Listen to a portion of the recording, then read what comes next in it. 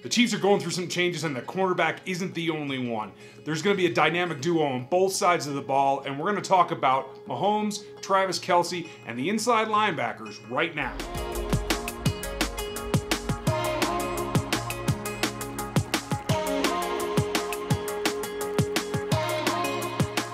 Welcome back to RGR Football. I'm Ryan, and I've gone completely rogue at this point.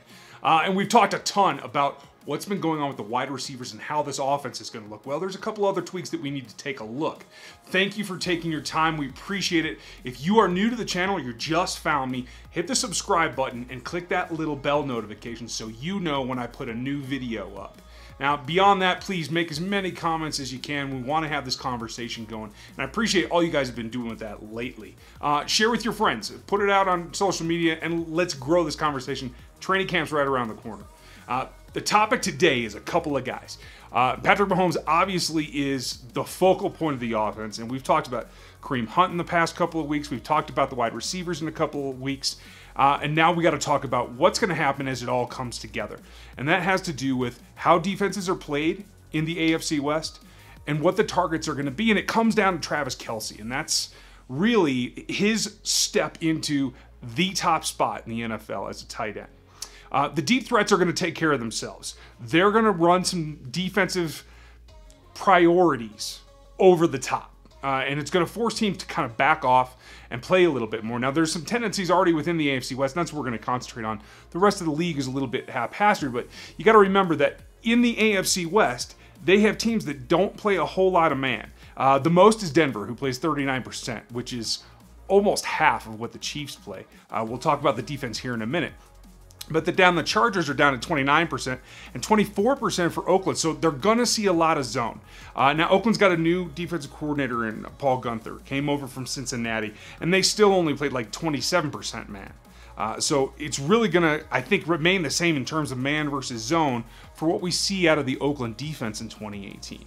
And so that's really par for the course. These teams are going to stay the same.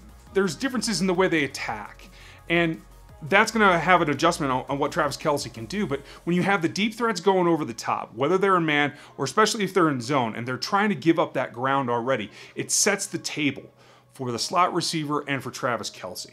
And we've talked about who the third and fourth receivers are going to be and where they may need to make some money. But Travis Kelce is the guy that kind of take advantage of his zones anywhere on the field. He's that athletic.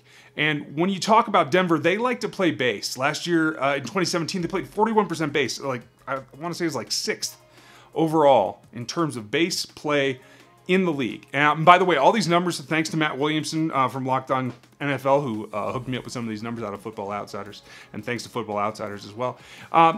That's a tendency. They play a lot of base compared to the rest of the teams. You know, the Chiefs don't play a whole lot. We'll talk about the defense again later. But Chargers played 26% base in 2017, and Oakland played 30. Paul Guenther played 30, called 30% while he was in Cincinnati. He's now the Oakland coordinator, and so that percentage from 35 to 30 is going to drop for the Raiders, I think. The other interesting thing that you see is while the Chiefs play a lot of dime and the Chargers play a lot of dime, the other two teams are looking a little bit more balanced.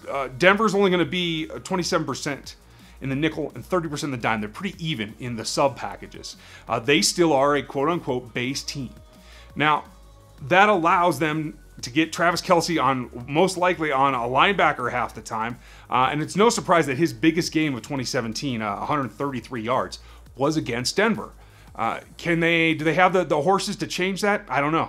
Do they have any kind of change of philosophy? I doubt it. So you're still going to see a lot of base, some linebacker packages on it, and a lot of safeties. They're not going dime and nickel, and so I don't think you're going to see guys that are going to run with Travis down the field. That's great for his stats, especially if you're looking at him for fantasy. When you switch back over, you know, 57% and 67%, the way Paul Guenther called it for Oakland, is going to be a nickel. And so you're looking at a nickel kind of zone. I think that's going to continue the same. The tendencies are there. From what the personnel are based in Oakland and what Paul Guenther likes to call. So it's going to be consistent as far as I can tell. Now, the interesting thing is going to be the Chargers. They play a lot of zone. Casey Hayward, you're going to see Verrett. They play a lot of dime as well. And dime's going to give Travis the opportunity to hit some of those post-up moves, some muscle moves where he's got the size over what he's likely going to see in a DB. But again, the matchups here in this particular division are going to be great for Travis Kelce. I think you're going to see him break loose. And with the double threats outside, I think you're going to see him probably have a career year at this point. I would expect him to probably lead in touchdown receptions for this team in 2018. So keep that in mind. Now, if you agree, let me know in the comments. If you don't, hey, say that too. And please, get as many other people involved in this as you want. This is going towards the regular season, and this channel is going to be a hub. I'm going to start doing some lives. That is live broadcasts on YouTube. They'll be part of the Locked On Chiefs as well. All kinds of stuff we're going to integrate, and it's going to flow through this channel. So I'm glad you guys are here. Now, when we flip over, we're going to talk about the defense as well. And the guys that they want to make the core of this team, both from a leadership standpoint and a schematic standpoint. They want a linebacker core. They want more physical. They want tougher. Brett Veach in particular has been really big this offseason about being tough. And that involves bringing Anthony Hitchens in, a guy that can play coverage, at least in zone, and Reggie Ragland. And in having that duo, that gives them a core. The difference in having that core for a team is if you want to still play a whole lot of, sets that aren't base, and that's really what the Chiefs do. They played 42% dime in 2017. Of the snaps, they were in dime personnel. That's 6 DBs, 42%. By far their biggest package. Then was the nickel at 29%. The Chiefs only played their base 3-4 27% of the snaps in 2017. And I expect that to kind of continue. But what that leaves you with is their emphasis on trying to be tougher in the middle, stop the run, and have guys in the middle of the field in Hitchens and Ragland that can cover the sides, that can keep track of the backers, and can still not get gashed against the run. That's a tall order.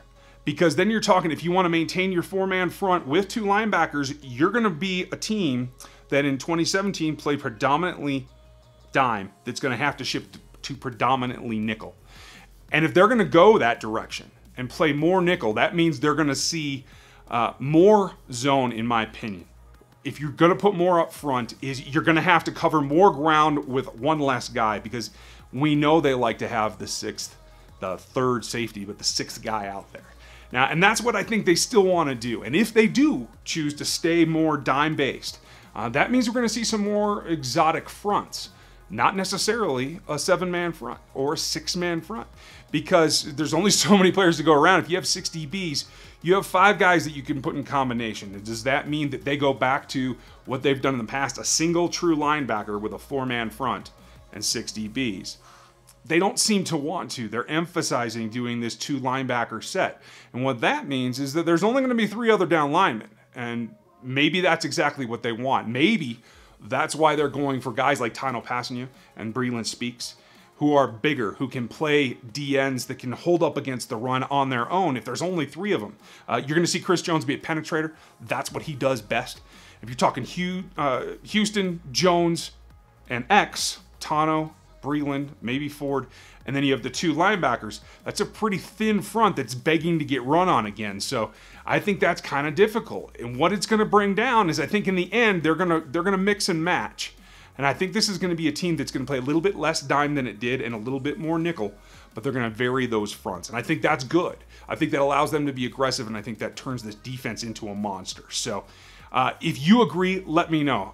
I want to know what you guys expect to see, and it's going to be an interesting camp, and it's coming right around the corner. So that's it for this week. I appreciate you guys watching. Make sure you spread the word, share it around, hit your comments below, and I'll try to get back to you as soon as I can. I'm doing a little long vacation this weekend, so I will be back as soon as I can. Thank you for watching, and I'll see you next time.